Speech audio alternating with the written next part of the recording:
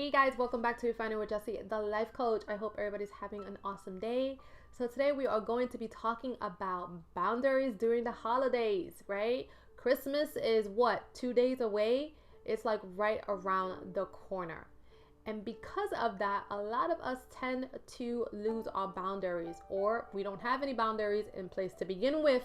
And this is when things get real crazy when we have to deal with family members. So today we are going to be talking about that. We're going to be talking about how to set your boundaries with family members during this holiday season. So boundaries is so important, especially during this time, during Christmas, during New Year's. There are so many expectations from us as family members, right? A lot of pressure comes from our family members to either attend holiday functions, to, contribute to gifts, to buy and purchase certain things, to basically just show up the way they want us to show up as.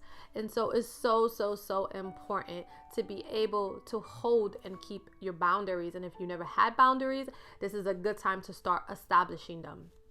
I always tell people boundaries are our given right, is our way that we protect ourselves, is the way that we protect our emotional stability, it's the way that we, protect our physical space, is the way we protect our psychological health. So never be afraid of enforcing and putting up those boundaries. So first things first, when we talk about boundaries, the thing to always remember is listen to how you feel. That's how you ultimately going to know that a boundary is being crossed. So if you're coming around individuals that's making you feel some type of way, then it's important to recognize that. Not only recognize it, but respect it. A lot of the times, like I said, when we have family members, we tend to just sweep it under the rug and disregard it and just say, oh, well, those are my family members. But when you do that, you're not valuing yourself, and you're also not holding a space for self-love for yourself. When you love yourself, you don't put yourself in dynamics where you're being disrespected, where you're being devalued, where you're, being taken for granted, where you're being criticized, when you're being belittled, when you're being, ignored. Those kinds of things, you're not going to put yourself in those type of categories because you value yourself. So understand that, learn how to respect that. A lot of times when we're around family members, they feel that they're entitled to know everything about our lives. They'll ask questions that we're not comfortable discussing. And so that's a big one for a lot of people. So how do you handle that? Well, you be honest. Just say, you know what, I really don't want to talk about that, or I'm not in a position to talk about that, or I don't want to talk about that. So just be firm, be honest, set those boundaries, let people know, what, I don't want to cross this line, I don't want to discuss it. Or a lot of the times people have a hard time setting boundaries, especially with family members, because they feel like they're rejecting them. But just keep in mind that you're not rejecting that person from your life, you're rejecting that behavior. I always suggest when dealing with difficult family members, the way to go is to always communicate, to have that conversation and let the other individuals, let them know, express to them how you feel, let them know how you're feeling, let them know how their behavior or how their actions or their words, how they tend to come across and how you don't appreciate it. Remember, we are always teaching people how to treat us. So whatever we tolerate is whatever is going to persist. And not only that, but everyone is different. So what someone else might tolerate or what someone else might deem as respectful might be different from your perspective as what you see as respectful and what you're willing to tolerate, right? So like I said, always have those conversations. And if those conversations are not getting you anywhere, then it's time to really think about how you show up to these relationships, or if you show up to these relationships. And that's a big one, especially in this time, in the holiday time. Families are expected to all come together and to just accept one another and just hold their tongue in dynamics. I don't always think that's the best way to go. I think we have been programmed to believe that that's a social conditioning, that we must tolerate bad behavior, we must tolerate disrespect, we must tolerate devaluing if it's from a family member because they are family members and we give them a special pass. But it shouldn't be like that. It should, these are the people that should be valuing you, they should be respecting you, they should be honoring you. And if they don't, why do they get a special pass? Why? Because you share the same DNA. If you wouldn't accept behavior that they're dishing out from anyone else, why should you expect it from a family member? And the honest truth about it is that we shouldn't. We've been programmed to believe we should, but we shouldn't. So if someone's asking something of you that you cannot provide, you cannot do, or you just clearly don't want to do, then speak up, voice your opinion. You are capable of saying no. A lot of the times we get guilted into saying yes because the people are family members. So we always got to make sure that we are in a position that we are capable of giving before giving to others. So if you cannot buy a certain gift, or you cannot, be at a certain place, and it's detrimental to you financially, mentally, emotionally, physically, and you just cannot do it, or you don't want to do it because it becomes a true burden on you, then you know what?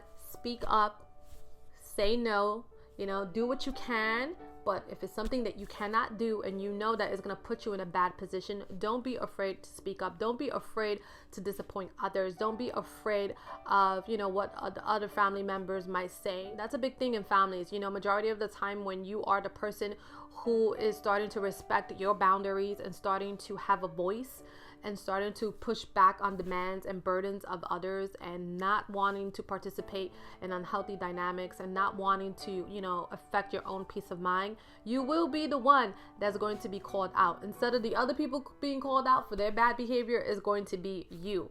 And the reason why that's going to be is because everybody in your family dynamic has accepted toxic and unhealthy relationships. They have nurtured a certain way of communicating, which is most likely unhealthy.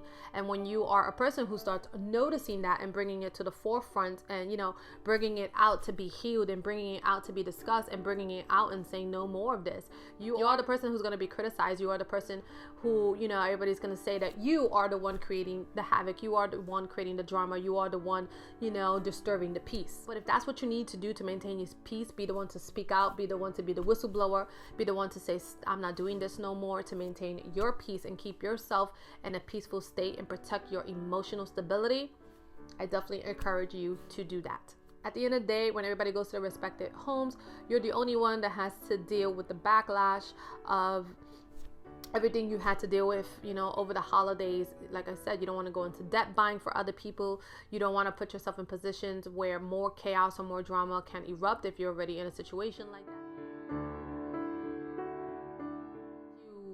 A lot of people have been raised to tolerate family members that we necessarily don't want to deal with because they are family members. A lot of the times our family is toxic.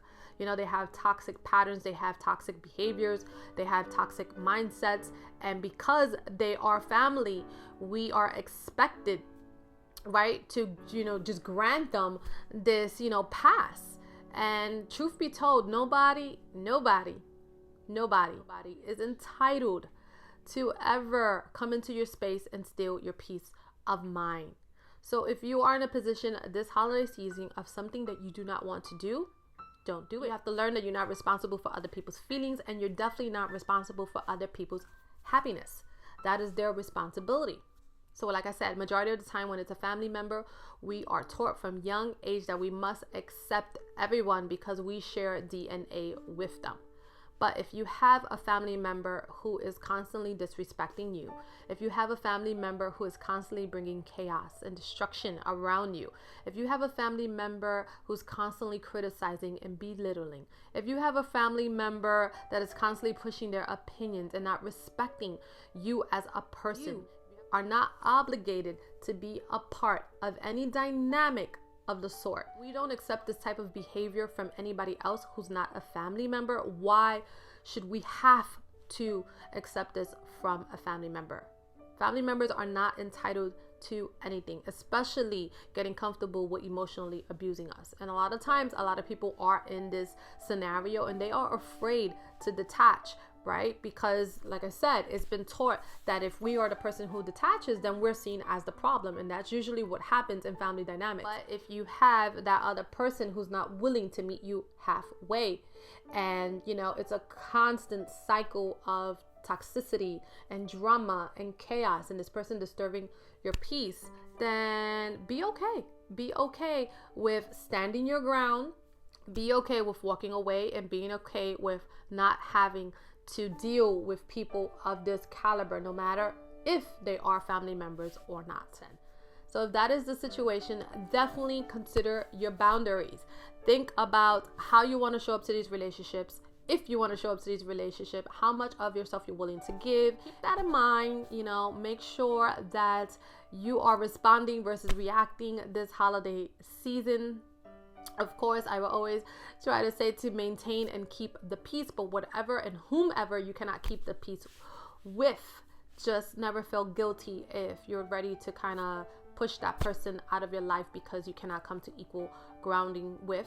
Stand firm in your decisions and don't let the pressure of other family members who don't see the issue, or who hasn't experienced the same experience with this other person, pressure you and give you a guilt trip about the way you feel. So guys, that is all I have for you today. I will see you in my next one. I hope everybody has a beautiful, beautiful and blessed Christmas and holiday season, and we will chat soon. Bye.